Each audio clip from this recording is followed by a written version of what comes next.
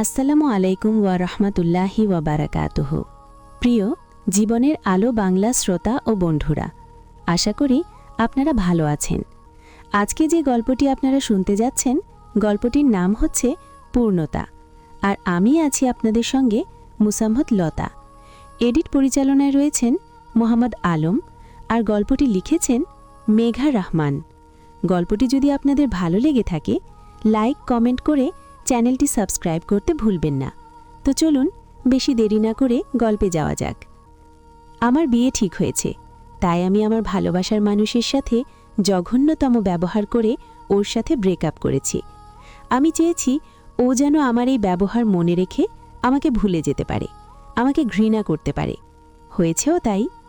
ও আমাকে last message দেয় যেটা, তা হলো, আজ থেকে আমি তোকে ঘৃণা করতে শুরু করলাম, আই হেট ইউ। আমার এপাশের কান্না সে সেদিন দেখেনি। পরিবারের জন্যে যে আমি তাকে দূরে সরিয়ে দিচ্ছি, তাও সে বোঝেনি। চাইলে পারতাম আমি তার হাত ধরে পালিয়ে যেতে, কিন্তু সে প্রবাসী, আসতে সময় লাগবে। আর এদিকে আমার সব কিছু ঠিকঠাক। আব্বু বলে দিয়েছেন তার সম্মানহানি হলে সে মারা যাবেন। চুপচাপ সব সয়ে যাচ্ছি।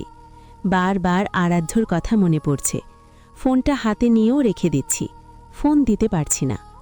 এদিকে আমার বিয়ে হয়ে যাচ্ছে। হঠাৎ করে কে যেন এসে বলল, ছেলের তো আগের বউ বাচ্চা আছে, জেনে শুনে মেয়েকে বিয়ে দিচ্ছ তো? আমার ফুপু দৌড়ে তার সাথে খবর নিতে তার বাড়ির আশেপাশে ঘোরাঘুরি শুরু করল। জানতে পারল সত্যিই ছেলের বউ আর মেয়ে আছে। ছেলেটাকে আমি জনসম্মুখে ঠাস করে একটা চড় মেরে বললাম, বউ বাচ্চা থাকতেও কেন আমার সর্বনাশ করতে আসছিস? যা এখান থেকে, বেরিয়ে যা। সে বলল, প্রতিশোধ নিতে। বলেছিলাম না একদিনের জন্যে হলেও তোকে বিয়ে করে ছাড়ব? পাগলের মতো ভালোবাসতাম, পাত্তা দিসনি। আজ কলঙ্ক লেপে দিয়ে গেলাম। সবাই চলে গেল, আমি কাঁদছি।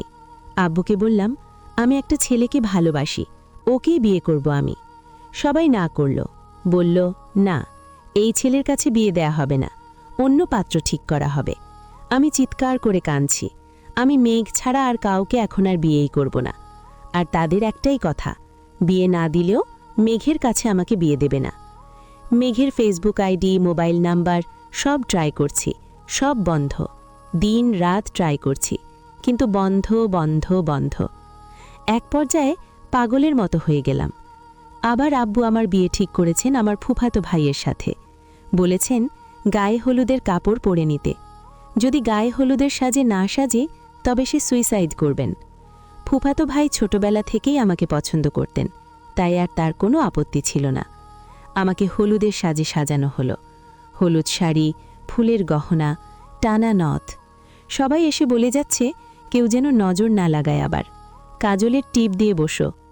ভাবছি কি করব। রুমে রাখা স্লিপিং পিলসগুলাই এখন আমার সম্বল। এক গ্লাস পানি দিয়ে ঢক ঢক করে গিলে নিই।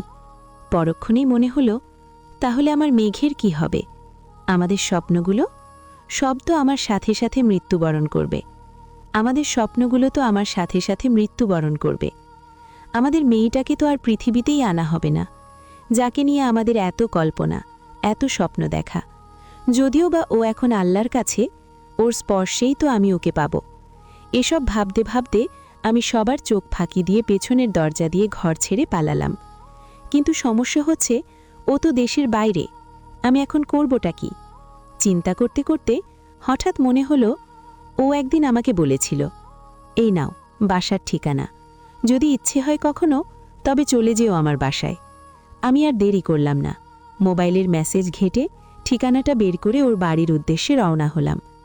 জীবনের প্রথম আমি আমার এলাকা ছেড়ে অন্য একটা জেলায় যাচ্ছি, তাও আবার একা। রাস্তার সবাই আমার দিকে তাকিয়ে আছে, আমার সেদিকে কোনো নজর নেই। আমার উদ্দেশ্য এখন শ্বশুর বাড়ি। অনেকটা পথ পেরিয়ে পৌঁছে গেলাম আরাধ্যর বাসায়। গিয়ে দেখি বাইরে থেকে তালা দেয়া। এখন তো চিৎকার করে কান্না পাচ্ছে। কই যাব এখন? কি করব এখন? চিল্লিয়ে চিল্লিয়ে বললাম, বাসায় কেউ আছেন? বাসায় কি কেউ নেই? একটু পরে দেখি ভেতর থেকে একজন দরজা খুলে দিচ্ছেন। অবাক হলাম, বাইরে তালা, ভেতর থেকে খুলে কি করে? আমার এসব চিন্তা করে লাভ নেই। ভেতরে ঢুকলাম, দেখি সবাই ঘুমাচ্ছিল। এখন সবাই একে একে বের হয়ে আসছেন। আমি মায়ের পায়ে হাত দিয়ে সালাম করলাম। সবাই জিজ্ঞেস করছেন, কে আমি, কাকে চাই, কেন এসেছি আমি? আমি বললাম, মেঘ।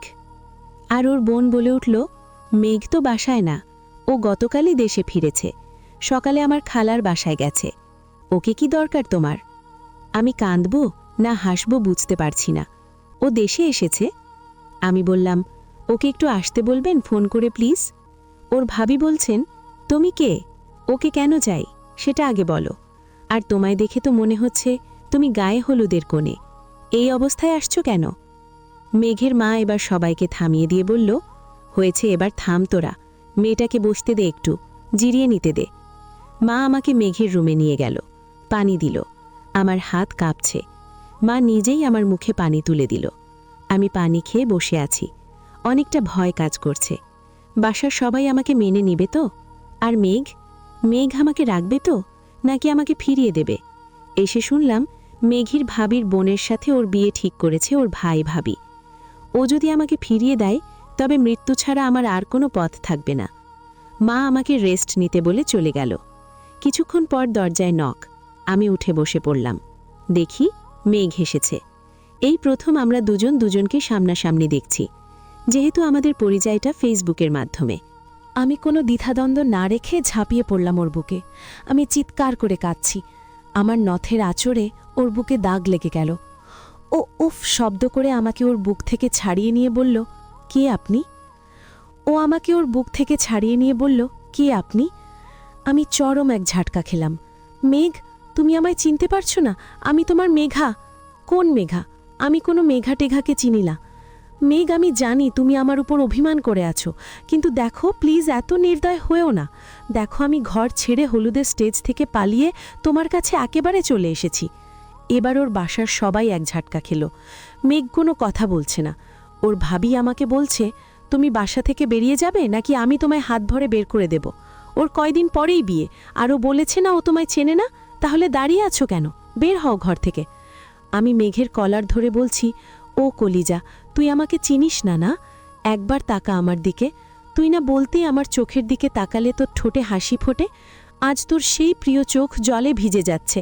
তুই দেখবি না আমি কাঁদলে না তোর বুকের ভেতর ব্যথা করে? আজ করছে না ব্যথা? আমি কই যাব বলতে পারিস তুই? আমার তো মৃত্যু ছাড়া কোনো পথ খোলা থাকবে না। আরাধ্য অন্যদিকে তাকিয়ে আছে। ওর ভাবি আমার হাত ধরে টেনে নিয়ে রুমের বাইরে বের করে দিল। আমি ঠাস করে গিয়ে ওর বাবার পায়ের কাছে পড়লাম। সবাই বাসায় ছিল ওর বাবা ছাড়া। ওর বাবা কাহিনী কি জানতে চাইলেন। ওর ভাবি গড়গড় করে সব বলে যাচ্ছে। মেঘের মা মেঘকে বাবাকে ডেকে তাদের রুমে নিলেন। আমি অসহায়ের মতো বাইরে দাঁড়িয়ে আছি আর ভাবছি, হায় রে ভালোবাসা, আজ আমায় মৃত্যুর মুখে ঠেলে দিলি তুই। মেঘের বাবা রুম থেকে বেরিয়ে সবার উদ্দেশ্যে বললেন, আমি জানি না কে এই মেয়ে, কি তার পরিচয়, কিন্তু মেয়েটা যেভাবে বাড়ি ছেড়ে পালিয়েছে আর যেভাবে কাঁদছে, মনে হয় না এর মাঝে কোনো অভিনয় আছে। ও সত্যিই মেঘকে ভালোবাসে, আর একটা মেয়েকে এই অবস্থাতে আমি আমার বাসা থেকে বের করে দিতে পারি না। আর আমি যতটুকু বুঝতে পারলাম ও মেঘকে ভালো রাখবে। তাই একটা কাজের ব্যবস্থা করো, আর একজন মার্কেটে গিয়ে বর কনের জন্য ড্রেস কিনে নিয়ে আসো। আমি আজই মেঘের সাথে মেয়েটার বিয়ে সেরে ফেলতে চাই। তাছাড়া এসব লোকজন জানাজানি হলে নানান ঝামেলা হবে। মেঘ ওর মায়ের দিকে একবার আর বাবার দিকে একবার তাকিয়ে মাথা নিচু করে ফেলল। ওর ভাবি ফুসফুস করতে করতে ঘর থেকে বেরিয়ে গেল। মেঘের মা আমাকে বাথরুম দেখিয়ে দিল, গোসল করে নিতে বলল। আমি গোসল করছি আর ভাবছি, হায় রে মেঘ, সবাই আমায় আপন করে নিচ্ছে, কিন্তু যার আপন আমি হতে চাইলাম তারই মন থেকে আপন হতে পারলাম না। মাথায় পড়ছে পানি, আর পানির সাথে ধুয়ে যাচ্ছে আমার চোখের জল। কয়েকজন মিলে আমাকে বিয়ের সাজে সাজাচ্ছে। সবার বিয়ের শাড়ি হয় খয়েরি, লাল বা গোলাপি রঙের, কিন্তু আমার বিয়ের শাড়ি দেখছি খয়েরি আর নীল মিক্সড। খয়েরি মাঝে পাড়ের কাছে নীল নীল কারুকাজ। মনে পড়ল মেঘের তো নীল রং পছন্দ। আমি যেদিন প্রথম ভিডিও কলে ওর সামনে আসি সেদিন নীল রং গাইছিল আমার, আরও বলেছিল নীল রঙে আমায় নাকি অপসরী লাগে। অথচ আজও আমায় চিনেই না। মা রুমে ঢুকে একটা জুয়েলারি বক্স দিল আপুর হাতে, যে আমাকে সাজাচ্ছিল। মা বলল মেঘ নিয়ে এসেছে। আপু খুলে যখন আমাকে পরাচ্ছিল আমি অবাক হচ্ছিলাম, এ তো আমার পছন্দের জুয়েলারি। তবে কি ও ওর হবু বউয়ের জন্য আমার পছন্দের জুয়েলারি নিয়ে এসেছিল? ওই মেয়েকে পরাবে বলে নিয়ে এসেছিল?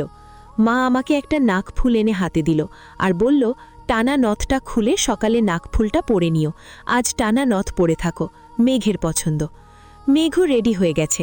আমাকে মায়ের রুমে সাজানো হচ্ছে। কাজী সাহেব এসে গেছেন। বাবা মেঘকে ডাকলেন। আমি খাটে বসে আছি ঘোমটা দিয়ে। কাজী বিয়ে পড়াচ্ছেন। সবার মুখে হাসি, শুধু মেঘ আর মেঘের এক ভাবি ছাড়া। 3 কবুল পড়ে সাইন দিয়ে হয়ে গেল সবার দোয়ায় আমাদের বিয়ে। রাত প্রায় 1টা। মেঘের ছোট ভাই আমার কাছে এসে প্রথম ডাক দিল, ভাবি। জীবনের প্রথম ডাকটা শুনে চোখে জল এসে গেল। আমি মেঘের বউ, ওর স্ত্রী আমি, ওর নামে আজ থেকে আমি পরিচিত। ভাবতেই খুশিতে চোখে জল। মেঘ রুমের বাইরে দাঁড়িয়ে আছে।